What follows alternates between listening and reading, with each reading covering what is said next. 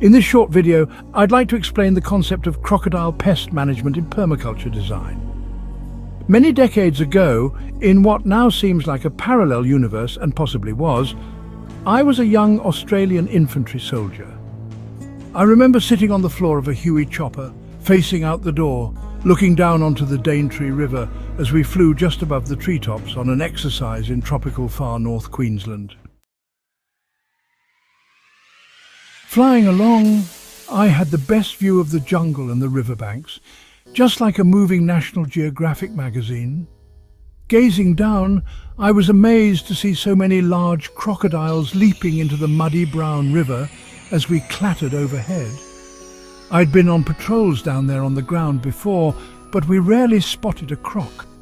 The noise of our chopper frightened all the crocs hiding along the bank, so they were forced to exit their hides and leap into the river. It dawned on me that we must have passed hundreds of them on foot patrol, camouflaged on the jungle riverbank. We never knew how many were actually waiting, watching patiently for a snack to pass by. They rely on camouflage, stealth and cunning to catch their victims, blending in with their natural surroundings before rapidly striking out.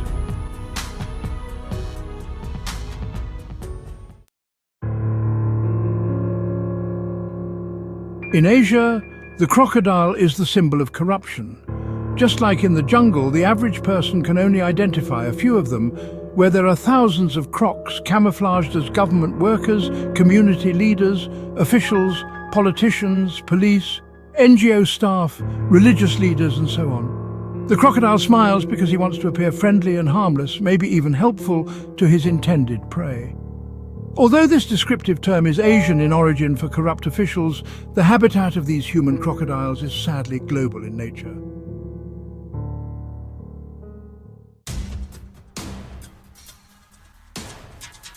Have you ever wondered why governments are so inept at coming up with practical solutions to our Earth's problems? For example, despite most nations signing up to the Paris Agreement nearly a decade ago with a stated aim of keeping global temperature rise to 1.5 degrees Celsius above pre-industrial levels, we are currently on track for at least a 2.7 degrees rise, displacing billions and killing many millions more. Even simple solutions seem beyond their capacity.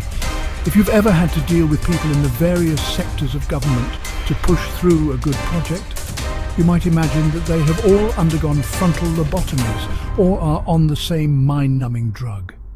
In reality, there is another more sinister reason.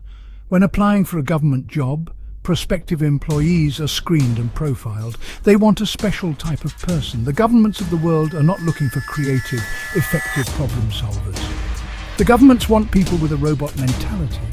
People who will do exactly as they are told or follow the rules regardless of the consequences. The preferred government workers in positions of authority have almost zero empathy for their fellow man or the planet, but they know how to follow the rules exactly to the letter. This makes it easy for the hidden crocodiles to play their game.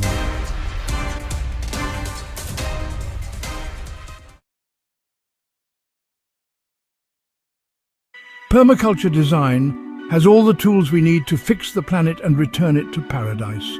Its ethics and design principles should be applied to every facet of human habitation, from housing and food growing to socio-economic and political systems. Some pretty heavy hitters have attempted to get permaculture into governments, the UN and the corporate sector. So many solutions, so much money, so many good ideas, and so many good people ready to help change our current situation. But a crocodile firewall prevents us from gaining any ground. Crocodiles ensure that it's business as usual for brown industry and greedy corporations. Crocs maintain profits and power partly through often hidden political donations to keep our governments from doing anything truly effective to change the situation with ecological degradation, poverty, homelessness, the greed-based economy and our human health crisis.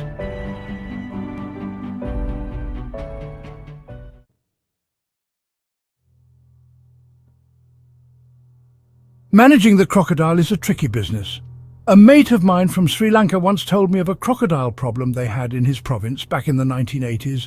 Corruption in the local government was so bad that businesses began leaving in droves and the local economy took a dive. At every level of government and business, the crocodiles were taking graft and taxing everything, strangling all sectors of society like a giant mafia. A group of concerned citizens had a secret meeting to do something about this problem.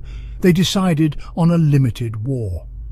Once they organized their small army, they kidnapped the most corrupt official and hung him from the city's main bridge, with a sign around his neck saying, "I am corrupt." The war lasted for months and they killed only 4 corrupt officials.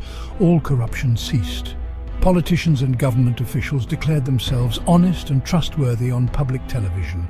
Some had banners made up to declare their decency and saintliness. Nobody ever learned the identity of the small secret band of rebels, but their actions turned the drastic situation on its head. Personally, I don't advocate violence. Humans now possess so much destructive power, there are no winners in modern warfare.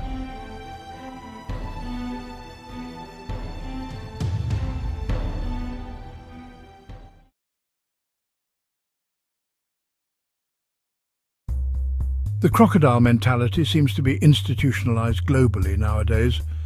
Food processors think it's good practice to pollute our food chain with additives, chemicals, genetically modified organisms, and substandard ingredients. People are dying from the effects of these additives.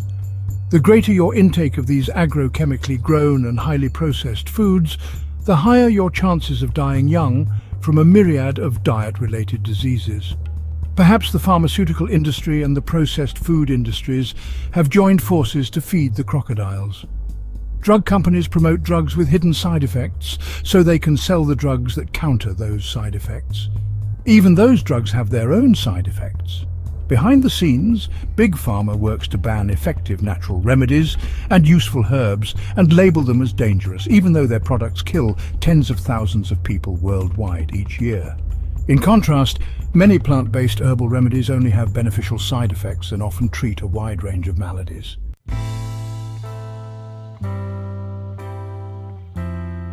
Democracy has become a crococracy. When an election is on, we're asked which crocodile we want to run the swamp. We have to vote in persons who pretend they are speaking for the people. The political party system is a croc fest. Who sets the agenda for the party? Who calls the shots? Certainly not the people. In countries such as the US, it's mainly the gun lobby and Big Pharma, while in Australia it's mainly large resource extraction industries. Political crocs and corporate crocs often swim and hunt together. And in many developing countries, the rich class is composed mainly of politicians and their croc henchmen who have enriched themselves at the people's expense.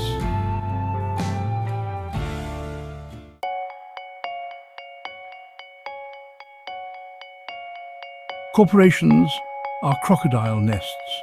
Corporations are non-human entities. They don't breathe air, drink water, or eat food. They are not affected by the environmental problems their actions cause. Their creed is greed, and they don't just want a piece of our pie. They want it all. Fancy logos, mainstream and social media, advertising and propaganda are the crocodile's smile to the unsuspecting public.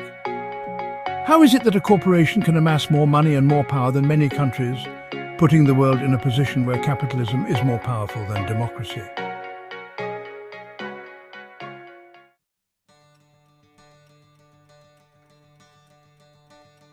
If the aware people of the world want to change the status quo, we must first identify the crocodiles and strategize ways to mitigate their influence.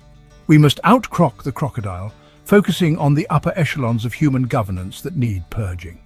Current human civilization is akin to a row of dominoes ready to fall, and we, the masses, have the power to change this paradigm.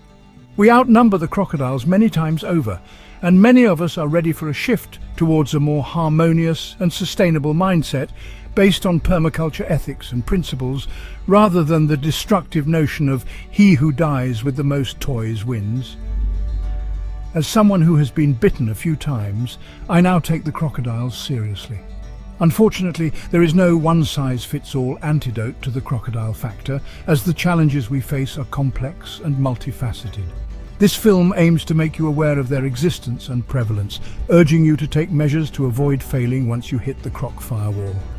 The old saying goes, "Fool me once, shame on you. Fool me twice, shame on me." Don't be naive and starry-eyed when creating projects aimed at fixing environmental or social ills.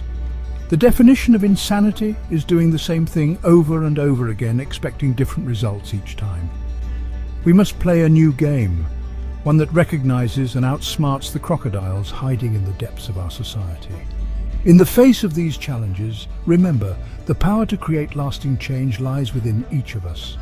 By working together, staying vigilant and refusing to play by the crocodile's rules, we can build a better world for ourselves and future generations. So take my advice, watch out for those crocs, and let's start creating the change we wish to see.